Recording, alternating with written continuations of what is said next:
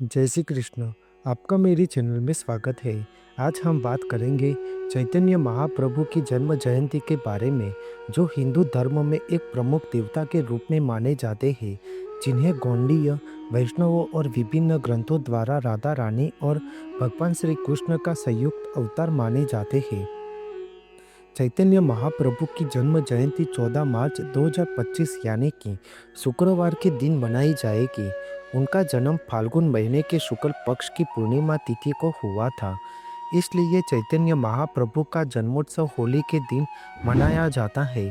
चैतन्य महाप्रभु का जन्म बंगाल के नवद्वीप नामक गांव अब वह मायापुर बन चुका है।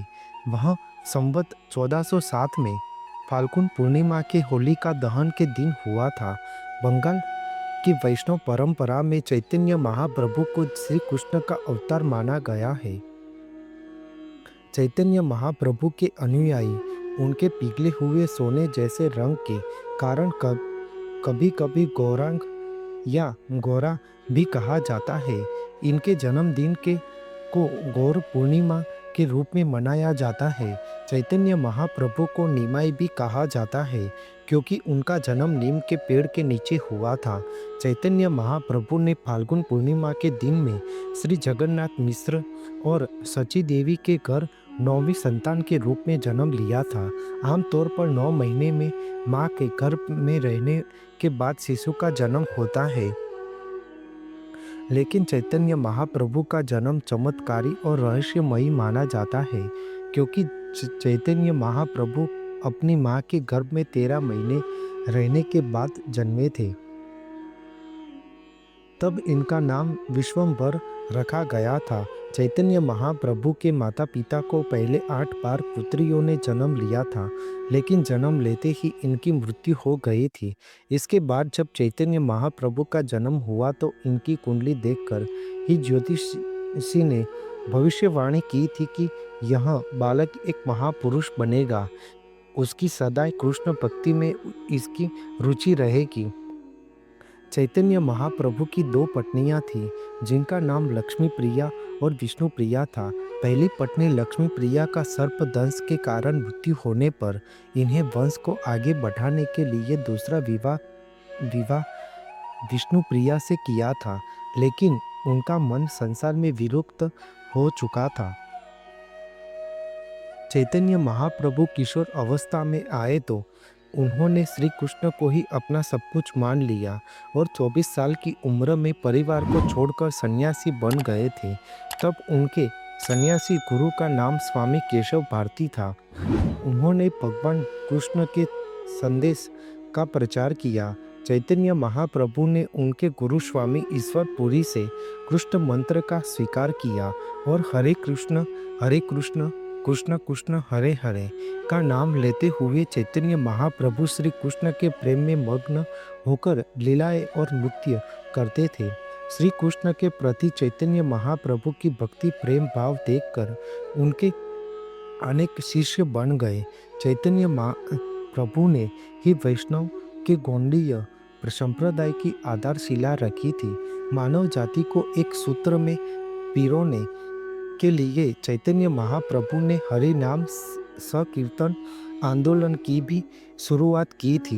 हर तरह प्रभु श्री कृष्ण की भक्ति रूप हरि नाम का प्रचार किया। हरे कृष्ण आंदोलन में उनके लाखों अनुयायियों द्वारा दुनिया भर में उनकी पूजा की जाती है। चैतन्य महाप्रभु की भजन कीर्तन और नृत्य के साथ श्री कृष्ण की पूजा करने की पद्धति का बंगाल में वैष्णववाद पर गहरा प्रभाव पड़ा है। वह अचिंतित वेद अभेद तत्व के वेदांत दर्शन के मुख्य प्रस्तावक भी थे। महाप्रभु ने गौड़ीय वैष्णववाद उर्फ ब्रह्मा माधव गौड़ीय संप्रदाय की स्थापना की थी।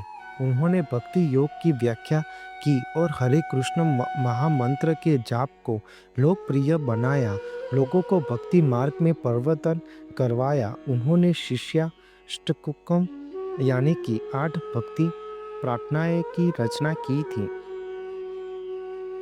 वैष्णवों के गौड़ीय संप्रदाय की नींव चैतन्य महाप्रभु ने ही रखी थी। भजन गायकी कि एक नई शैली को जन्म दिया। राजनैतिक अस्थिरता के दिनों में हिंदू मुस्लिम एकता की सद्भावना को बल दिया।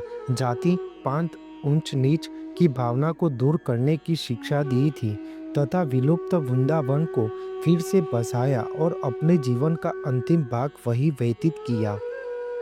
उनके द्वारा प्रारंभ किए गए महामंत्र नाम संकीर्तन का अत्यंत व्यापक एवं सकारात्मक प्रभाव आज भी पश्चिमी जगत में अविरत रूप से प्रसार हो रहा है। चैतन्य महाप्रभु ने अपने जीवन में कुछ अंतिम पल वृंदावन में व्यतीत किया था।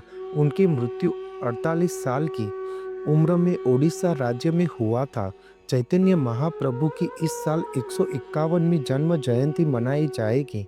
चैतन्य महाप्रभु को श्री कृष्ण को प्रति प्रेम की कसौटी रूप कहा है, क्योंकि उन्होंने आध्यात्मवाद और ध्यान को जन जन तक पहुंचाया है।